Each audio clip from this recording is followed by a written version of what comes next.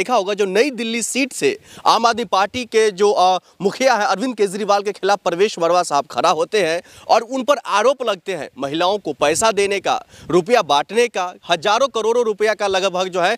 Bharatiya Janata party पर आरोप लगा है। कई गाड़ियों में पैसा पकड़ने का आरोप लगा है। लेकिन सवाल यहाँ पर यह खड़ा हो रहा है जो लगातार आम आदमी पार्टी के कई ऐसे नेता हैं जो चुनाव आयोग जाते हैं, पर्ची लेकर के जाते हैं, एप्लीकेशन लेकर के जाते हैं, उन पर कार्रवाई की बात करते हैं, लेकिन ऐसा कुछ नहीं होता है। इसी का नतीजा कहीं ना कहीं आज होता हुआ दिखाई दे रहा है। और वहीं हम आपको बता दें, आतिशी जब सुबह में मीडिया से बातचीत करती हैं तो वो लगातार कह रही है अगर निष्पक्ष तरीके से चुनाव आयोग ने चुनाव करवाया होगा तो आम आदमी पार्टी फिर से सत्ता में आएगी, लेकिन इस तरीके से होता हुआ दिखाई नहीं दे रहा है। वहीं हम आपको बता दें, इससे पहले भी कई तरीके के मामले निकल करके आए थे। कई घोटालेबाजों को लेकर के जो है सवाल खड़ा कर रहे थे, जो आखिरकार आम आदमी पार्टी जो सवाल खड़ा करी तो उसका जवाब क्यों नहीं निकल करके आ रहा था। वहीं हम आपको बता दें, जिस तरीके से रिजल्ट आ रहे हैं, नतीजे आ रहे हैं, एग्जिट पोल में जो दिखाया गया था वही होता हुआ दिखाई दे रहा है। वहीं हम आपको बता दें, जो जिस तरीके से एक तरफ मनीष सिसोदिया साहब हो या फिर जो है अरविंद केजरीवाल जी हो, आतिशी जी हो या फिर गोपाल राय हो, कई ऐसे बड़े चेहरा है आम आदमी पार्टी के,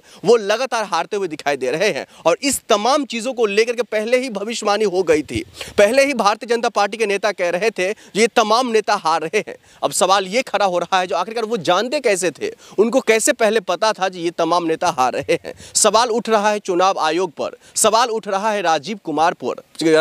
पर, और यही साथ ही सवाल ये उठ रहा है जो आखिरकार क्या वाकई में मिलकर के चुनाव लड़ाया गया था। राजीव कुमार को लेकर के कई तरीके के सवाल इसलिए उठ रहा है क्योंकि इससे पहले भी कई ऐसे चुनाव हो चुके हैं। दिल्ली के अंदर में विधानसभा चुनाव के वक्त ये कहा गया था जो भाई 7 के 7 सीट पर भारतीय जनता पार्टी कैसे जीत गई, जबकि जनता का रुझान जो एक तरफ कहीं ना कहीं झुकाव आम आदमी पार्टी और कांग्रेस पार्टी के साथ था, या जब यहाँ पर इंडिया अलायंस के साथ जो चुनाव लड़ा गया था। लेकिन सवाल यहाँ पर यह भी उठ रहा है जो भारतीय जनता पार्टी आखिरकार जो दावा कर रही थी मैं सत्ता में आ रहा हूँ, हालांकि जनता उसके साथ नहीं होने के बावजूद भी वो सत्ता में कैसे आ गए हैं। वहीं हम आपको बता दें, इन तमाम चीज़ों को लेकर के आतिशी लगातार मीडिया से मुखातिब होती हैं, लगातार संजय सिंह मीडिया के सामने आते हैं, लगातार अरविंद केजरीवाल खुद मीडिया के सामने आते हैं और वो कहते हैं निष्पक्ष तरीके से चुनाव नहीं हुआ है। कई ऐसे मशीनरी पर सवाल खड़ा हो रहे थे, कई ऐसे जो सवाल ये खड़ा हो रहे थे आखिरकार जो टाइमिंग था, यानी कि 8 बजे से जो काउंटिंग का टाइमिंग था वो 9 बजे से क्यों हुआ है।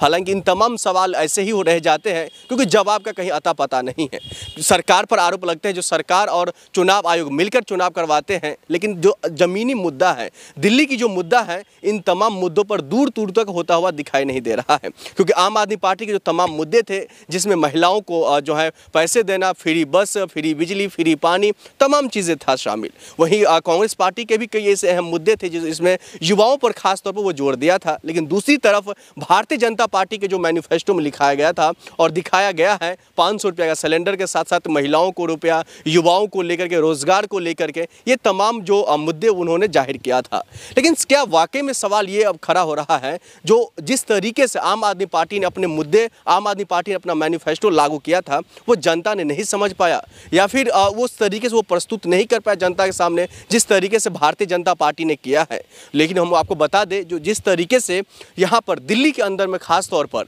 कई ऐसे हॉट सीट बन चुका, जिसमें ओखला का हो, नई दिल्ली का हो, आतिशी जहाँ से खड़ा हुई थी यानी कि कालका जी का हो, कई ऐसे सीट हैं जहाँ पर लगातार ये कहा जा रहा है भारतीय जनता पार्टी बढ़त बनाती हुई दिखाई दे रही है।